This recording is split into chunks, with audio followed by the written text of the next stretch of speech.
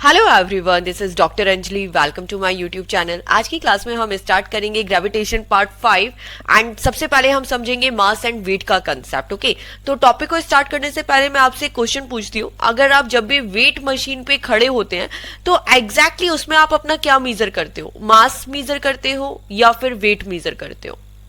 तो most of student का answer होगा वेट, क्योंकि नॉर्मल लैंग्वेज में हम क्या बोलते हैं कि यस हमारा वेट है इतना केजी है, तो ठीक है ये हमारा वेट ही चल रहा है। बट एग्जैक्टली ऐसा नहीं होता, बिकॉज ऑफ जो मास होता है, मास की यूनिट होती है केजी एंड जो वेट होता है, वेट की यूनिट होती है Newton. In very simple terms, अभी हम टेक्निकली नहीं गए हैं मास एंड वेट पे, मैं बहुत आपको सिंपल बोल रही हूँ। ओके, अगर आप कोई मार्केट में जाते हो, आलू परचेज करते हो, वेजिटेबल्स परचेज करते हो, अगर आपने बोला है कि 4 to 5 kg है, तो वो उस चीज का वेट नहीं है, वो उस चीज का क्या है? मास है। अब मैं कैसे बोल रही हूँ कि मास है या वेट है, या आपको कैसे डिफ्रेंशिएट करना है, तो ये चीज हमेशा दिमाग में बैठानी है कि अगर मास है तो मास की यूनिट क्या होती है? केजी होती है, और वेट की यूनिट क्या होती है? न्यूटन होती है। इस चीज को आपको सबसे पहले ध्यान रखना है। दोनों में डिफरेंस क्या होता है कि देखो बेटा, मास क्या होता है, अब हम इसकी डिफरेंस टेबल भी समझते हैं, इसको कंसेप्चुअली भी समझते हैं, because of most of case में ये बहुत फेवरेट टॉपिक है, ये फेवरेट क्वेश्चन बनता है एग्जाम के अंदर। What is the difference between mass and weight? अब जब हमें मास और वेट में डिफरेंस पता होगा, उनको एग्जैक्टली पता होगा, तभी तो हम लिख पाएंगे। तो बेटा देखो, मास का मतलब क्या होता है? Is the amount of matter present in the object. Exactly only it is the amount of matter, है ना? तो ये क्या है? ये मास है। मास की यूनिट क्या हुई? केजी हुई। तभी हम मास को क्या बोलते हैं? स्केलर क्वांटिटी बोलते हैं। क्यों स्केलर क्वांटिटी बोलते हैं? क्योंकि यहाँ पे डायरेक्शन का कोई रोल नहीं है। केवल कोई भी बॉडी के अंदर कितना मैटर है, ये जो मान लो एक बॉडी है, इसके अंदर जिस अमाउंट में मैटर होगा उसी को हमने बोल दिया कि यही इसका मास है। ओके, इसकी वैल्यू आप कहीं पे भी चले जाओ सेम ही रहेगी, वैल्यू कोई चेंज नहीं होने वाली है, क्योंकि क्या है? टोटल अमाउंट ऑफ मैटर है। ओके, इसकी वैल्यू चेंज भी नहीं होगी, ठीक है? अगर आप एक प्लैनेट से दूसरे प्लैनेट में भी चले जाओ तो भी चेंज नहीं होगी। ओके, अब यही अगर हम वेट के बारे में डिस्कस करें तो बेटा वेट को पता है आप ना फोर्स भी बोल सकते हो। एक तरीके से यहाँ पे जो एक इक्वेशन लिखी हुई है ना, दैट इज टोटली राइट। कि जो वेट है, वेट क्या होता है? एक टाइप का फोर्स होता है, ठीक है? कौन सा फोर्स? जिसे अर्थ अट्रैक्ट करती है, ठीक है? जिससे अर्थ अट्रैक्ट करती है, जिस फोर्स से अर्थ अट्रैक्ट करती है, इसलिए we can write weight. And देखो फोर्स में क्या डिफरेंस है? Force equal to W equal to mg। जो वेट है इसी को हम फोर्स बोलते हैं, एंड इसका फॉर्मूला क्या होता है? m इंटू जी। ऐसा यूनिट क्या है? न्यूटन है। जो वेट है वो क्या होता है? वेक्टर क्वांटिटी होती है। क्यों इसमें डायरेक्शन का रोल होता है, ठीक है? क्योंकि जो अर्थ अट्रैक्ट कर रही है ना, अर्थ कहाँ अट्रैक्ट करती है? डाउनवर्ड डायरेक्शन में। ओके, जो अर्थ का सेंटर होता है वहां पे अट्रैक्ट करती है, तो ये क्या हो गया? डायरेक्शन का रोल हो गया। इसीलिए वेट को भी हम क्या बोलते हैं? वेक्टर क्वांटिटी बोलते हैं। और इसकी वैल्यू क्या होती है? डिफरेंट होती है। अब वो वेट है, वेट की यूनिट डिफरेंट कैसे हुई? कैसे डिफरेंट हुई? तो देखो बेटा, होता क्या है यहाँ पे, वेट की यूनिट इस तरीके से डिफरेंट हो जाती है बिकॉज ऑफ प्रीवियस क्लास में हमने कौन सा टॉपिक डिस्कस किया था? Gravitational acceleration. अब ग्रेविटेशनल एक्सेलरेशन में हम लोगों ने क्या फाइंड आउट किया कि एक्सेलरेशन की वैल्यू है वो चेंज होती है अगर आप डेप्थ में गए, ठीक है? अर्थ के डेप्थ में जाते हो, ये अर्थ है, अर्थ के नीचे सरफेस से डेप्थ में गए तब भी एक्सेलरेशन डिक्रीज होता है। अगर आप एक पर्टिकुलर हाइट से बहुत ज्यादा हाइट पे जाते हो तो भी एक्सेलरेशन डिक्रीज होता है। ओके, और वेट का फॉर्मूला क्या है? m इंटू जी। जी क्या है? Gravitational acceleration. अगर एक्सेलरेशन डिक्रीज होगा, अगर एक्सेलरेशन डिक्रीज होगा तो बॉडी का वेट भी डिक्रीज होगा कि नहीं होगा? Only this is the fact. Okay guys, तो बेसिकली ये डिफरेंस है मास और वेट में। अब देखो ये तो थ्योरेटिकल डिफरेंस हुआ। अब न्यूमेरिकल पढ़ते पढ़ते अगर इस पे बेस्ड कोई क्वेश्चन आ जाए, हमें कैसे सॉल्व करना है, किस टाइप का न्यूमेरिकल आता है, तो देखो अगर हम लोग मैथमेटिकली देखते हैं, बहुत जगह ऐसा होता है कि हमें न्यूमेरिकल के अंदर मास चाहिए होता है। नॉट इन दिस चैप्टर, केवल ऐसा नहीं है कि लॉज ऑफ मोशन के चैप्टर के अंदर ही आपको काम आएगा, ये फिजिक्स के जितने भी चैप्टर्स हैं उसके अंदर यूजफुल है। आगे 11th 12th में अगर आप साइंस लेते हैं वहां तो ये बहुत यूजफुल है। अगर आपको लिखा है मास है, फॉर्मूले के अंदर मास है, that is totally okay. But अगर आपको ऐसा लिखा है ना कि किसी बॉडी का वेट है, इन द सेम वे अगर ऐसा लिखा है कि किसी बॉडी का वेट है वो 9 kg है, और आपको वहां पे इस तरीके से वेट का यूज करना है, मास का यूज नहीं करना है, तो आप 9 kg नहीं लोगे क्योंकि वेट है, और वेट की यूनिट क्या होती है? न्यूटन होती है। तो इसे आपको न्यूटन में चेंज करना पड़ेगा। अभी केजी को न्यूटन में कैसे चेंज किया जाए? This is the question. तो देखो बेटा, केजी को न्यूटन में ऐसे चेंज करते हैं कि जो बॉडी का वेट है इसका फॉर्मूला क्या होता है? m इंटू जी। m क्या हो गया? बॉडी का मास, अब बॉडी का मास कितना है 9 kg, मास की यूनिट क्या होती है 9 kg। और ग्रेविटेशनल एक्सेलरेशन क्या होता है, जी क्या है, जी इज एक्सेलरेशन, और एक्सेलरेशन की वैल्यू हम क्या लेते हैं, कभी 9.8 कभी 10, तो जी की वैल्यू 9.8 ली, मल्टीप्लाई किया, तो जो ये वैल्यू है ये किस में चेंज हो जाएगी, ये न्यूटन में चेंज हो जाएगी। ओके, तो इस तरीके से मैथमेटिकली हमें चेंज करना आना चाहिए। ठीक है, मास को वेट में कैसे चेंज करते हैं और वेट को मास में कैसे चेंज करते हैं, तो दोनों तरीके से आपको इसे सॉल्व करना आना चाहिए, और एक बहुत इंपॉर्टेंट कंसेप्ट था। ओके, तो वंस अगेन हम इसमें एक बार डिफरेंस देख लेते हैं कि बेसिकली मास और वेट में क्या डिफरेंस होता है। तो देखिए, मास क्या होता है, is the total amount of matter. ये क्या है, टोटल अमाउंट ऑफ मैटर है जो किसी भी ऑब्जेक्ट में प्रेजेंट रहता है। ठीक है, ये अमाउंट ऑफ मैटर हो गया इसका, तो यही क्या हो गया, इसका मास हो गया। जबकि वेट क्या है, वेट एक फोर्स है। ठीक है, फोर्स है, जिससे कौन सा फोर्स है, जो अर्थ अट्रैक्ट कर रही है ऑब्जेक्ट को। ठीक है, अर्थ कैसे अट्रैक्ट करती है, ग्रेविटेशनल फोर्स के थ्रू अट्रैक्ट करती है। ठीक है, सेंटर पे, तो उसी फोर्स को हम क्या बोलते हैं, वेट बोलते हैं। मास की एसआई यूनिट क्या होती है, केजी होती है, जबकि वेट की एसआई यूनिट क्या होती है, न्यूटन होती है। बहुत बड़ा डिफरेंस है। मास क्या है, स्केलर क्वांटिटी है, क्योंकि इसमें डायरेक्शन का रोल नहीं है, जबकि वेट क्या है, वेक्टर क्वांटिटी है, क्योंकि जो ग्रेविटेशनल फोर्स लग रहा है वो किसी पर्टिकुलर डायरेक्शन पे ही लग रहा है, इसलिए वेट क्या हो गया, वेक्टर क्वांटिटी हो गया। ओके, मास की वैल्यू कहीं पे भी चेंज नहीं होती है। मास की वैल्यू क्या होती है, हर जगह सेम है। आप किधर भी रहो, अपने अर्थ पे रहो, आप दूसरे प्लैनेट पे जाओ, मास हर बॉडी का सेम रहेगा। जबकि वेट क्या होगा, अगर आप दूसरे प्लैनेट पे जाते हो तो बॉडी का वेट क्या होता है, कम हो जाता है। Okay, and according to Newton's law हम मास को क्या बोलते हैं कि it is a measure of inertia. Measure of inertia, inertia का क्या मतलब है, जो भी बॉडी का अमाउंट मैटर प्रेजेंट है जिसको हम मास बोल रहे हैं, उसी को हमने बोला, इसी को क्या बोलते हैं, मीजर ऑफ इनर्शिया। ठीक है, बॉडी का जितना ज्यादा मास होगा उतना ही ज्यादा इनर्शिया होगा। इनर्शिया को एक तरीके से आप इस तरीके से भी समझ सकते हो, जो हमने न्यूटन्स फर्स्ट लॉ में भी पढ़ा है, कि बॉडी को जो आगे जाने का अपोजिशन होता है। ठीक है, जो प्रॉब्लम है, इनर्शिया क्या एक तरीके से प्रॉब्लम है। किस तरीके का प्रॉब्लम है, आगे बढ़ने का प्रॉब्लम है। इन वेरी सिंपल लैंग्वेज की, अगर मान लो कि कोई पर्सन है 80 kg का है, ये जल्दी भागेगा, या फिर मैं बोलूंगी कि एक पर्सन है 10-12 kg का, ये जल्दी भागेगा। इस तरीके से आप बॉल का एग्जांपल भी ले सकते हो। तो आप बोलोगे, यही बोलोगे कि जो लाइट वेट है वो ज्यादा भाग लेगा, जो भारी है वो देर से भागेगा। अब ये क्या मीनिंग हुआ कि जो भारी है वो देर से भागेगा, क्यों, क्योंकि इसका इनर्शिया है, इसकी बॉडी में मास ज्यादा है, इसके पास इनर्शिया है। ठीक है, तो ये क्या कर रहा है कि इसका इनर्शिया ज्यादा है, तो ये धीरे भाग पाएगा। तो this is the meaning of inertia. Okay, जितना ज्यादा प्रॉब्लम बड़ा होगा इनर्शिया, जितना ज्यादा अमाउंट ऑफ इनर्शिया होगा, उसे आगे जाने में उतना ही प्रॉब्लम होगा। ओके, तो this is the basic difference between mass and the weight. ये फॉर्मूला आपको अच्छे से याद होना चाहिए। इसी के साथ हम आगे चलते हैं। ठीक है, आप वेट का कंसेप्ट समझ लिया, तो इसी में बेस्ड एक क्वेश्चन पूछा है, will your weight remain constant as you go above the surface of the earth. तो देखो, अगर यहाँ पे वेट की जगह मास होता ना, तो हम बोल देते कि नहीं, हाँ बिल्कुल ये कांस्टेंट रहेगा। बट यहाँ पे क्या है, वेट है, और वेट क्या होता है, कांस्टेंट नहीं होता है। ठीक है, वेट क्या होता है, जैसे जैसे हम हाइट पे जाते हैं, एक्सेलरेशन के साथ साथ वेट भी क्या होगा, डिक्रीज होता जाएगा। No, weight will not constant, और एक पर्टिकुलर हाइट के बाद क्या होगा, ये डिक्रीज होगा। ठीक है, अब हम आते हैं नेक्स्ट क्वेश्चन पे। इस टाइप के क्वेश्चंस बहुत बार बार रिपीट होते हैं, क्योंकि कंपैरिजन वाले क्वेश्चन है। Suppose you are standing on a tall ladder. Okay, if your distance from centre of the earth is 2 r, what will be your weight. Okay, तो देखो, वेट का एक ही फॉर्मूला आपको हमेशा लेके चलना है, mg। तो ये तो बहुत सिंपल है। अगर आपको बॉडी का मास गिवन है, आपको जी का वैल्यू आता है, ग्रेविटेशनल एक्सेलरेशन का वैल्यू आता है ना, आप डायरेक्टली पुट करके आंसर निकाल सकते हो।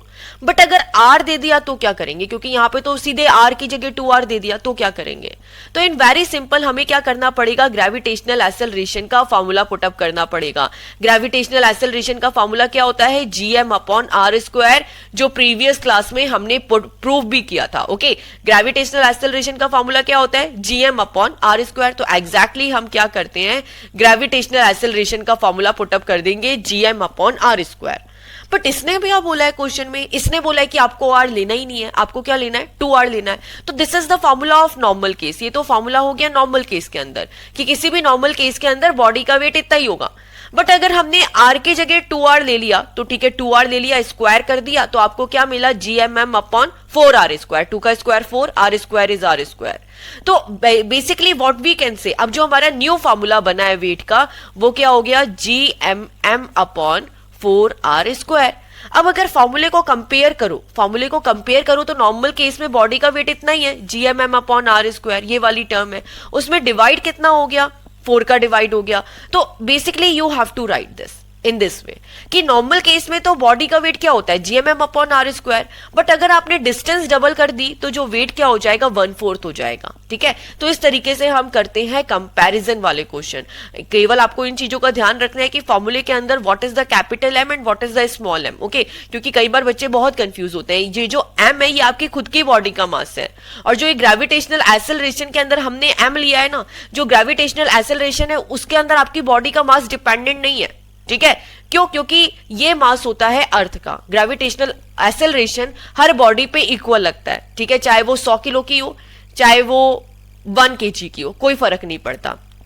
इसको बहुत सिंपल तरीके से आप समझ सकते हो कि अगर मैंने बेटा आपसे पूछा कि यहां पर एक एलिफेंट है और एक ये आंट है। ठीक है, अगर एक हाथी को और एक चींटी को मैं 32वें फ्लोर से नीचे फेंकती हूं तो दोनों में से कौन सा नीचे पहुंचेगा, जल्दी नीचे पहुंचेगा? ठीक है, हाथी को नीचे फेंका, चींटी को नीचे फेंका, दोनों में से कौन नीचे गिरेगा पहले? तो मोस्ट ऑफ स्टूडेंट बोलते हैं हाथी भारी है तो हाथी नीचे गिर जाएगा। नहीं, दोनों सेम टाइम पे नीचे गिरेंगे। दोनों को जो नीचे पहुंचने का टाइम है वो सेम रहेगा। अब ये कैसे पॉसिबल है? क्योंकि नेचर सब पे जो ग्रेविटेशनल एक्सेलरेशन है ना वो इक्वल लगा रहा है। ग्रेविटेशनल एक्सेलरेशन का फॉर्मूला क्या है? GM upon R square. M is the mass of the earth and R is the radius of the earth. तो जो ये मास है, ये मास हमारा नहीं है, ये किसका मास है? ये अर्थ का मास है। और जो ये रेडियस है ये किसकी है? अर्थ की रेडियस है।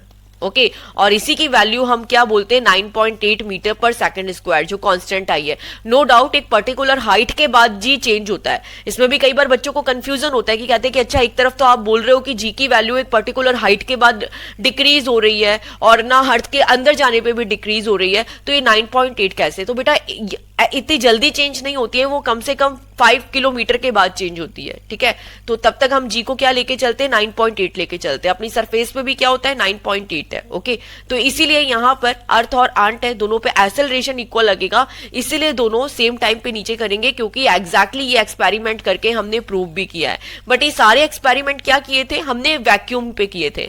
बिकॉज ऑफ कई बार एयर प्रेशर भी लगता है ना। अगर आपने एक कागज को नीचे गिराया तो कागज तो उड़ते हुए जाएगा नीचे, वो इतना जल्दी थोड़ी ना नीचे जाएगा। तो ऐसा नहीं है कि उस पर एक्सेलरेशन नहीं लग रहा है, उस पर एक्सेलरेशन इक्वली लग रहा है, बट उसमें फ्रिक्शनल फोर्स लग रहा है, उस पर एयर का फ्रिक्शनल फोर्स लग रहा है। तो दिस इज द डिफरेंस। तो ये मैंने आप लोगों को काफी डेप्थ में बता दिया ताकि किसी भी तरीके का कोई डाउट हो वो नहीं रहे और वो अच्छे से क्लियर हो जाए। ओके, तो ये हमारे वेट का फॉर्मूला था। इसी में बेस्ड हम लोग और न्यूमेरिकल करते हैं, बट अगर बेसिक कंसेप्ट इज सेम, या तो आप इस फॉर्मूले से करोगे, वेट को लिखोगे m इंटू जी, और या फिर g की जगह पुटअप करोगे, ये स्मॉल g की जगह, स्मॉल g की जगह हम पुटअप करेंगे gm upon R square. Okay, और आगे क्या करते हैं? कंपैरिजन कर देते हैं। अब इस तरीके से भी किया जाता है कि मान लो आपको 2 बॉडीज का गिवन है। ओके, और उसको डिवाइड करके भी, एक बॉडी का आपको डेटा गिवन है तो दूसरी बॉडी को डिवाइड भी कर सकते हैं। किस तरीके से? तो देखो, let's see the next question. अब यहाँ पे न्यूमेरिकल क्या है? If a person weight 750 newton on earth, how much would be his weight on a moon? Okay, अब एक पर्सन है, उसका वेट हमें क्या दिया है? अर्थ पे दिया है, तो हमने यहाँ पे लिख दिया W इक्वल टू 750 न्यूटन। तो as you can say weight है ना, वेट की यूनिट क्या है? न्यूटन है। और अगर न्यूटन नहीं होती है तो हम चेंज करते हैं, मास में होती है तो न्यूटन में कन्वर्ट करते हैं। आगे क्या पूछा है? How much would be his weight on the moon. अब हमें क्या करना है? मून पे वेट को कैलकुलेट करना है। That the moon mass is 1/81 of the अर्थ। अब मून का मास क्या है? अर्थ के मास की कंपैरेटिवली 1/81 है। तो देखो, इसके टाइप के क्वेश्चन ना 2 तरीके से होते हैं। एक तो बहुत कॉम्प्लिकेटेड तरीका होता है जिसमें आप अर्थ का मास लो, ठीक है, अर्थ का मास हमें याद होना चाहिए, एंड उसके बाद उसमें 81 का डिवाइड करो।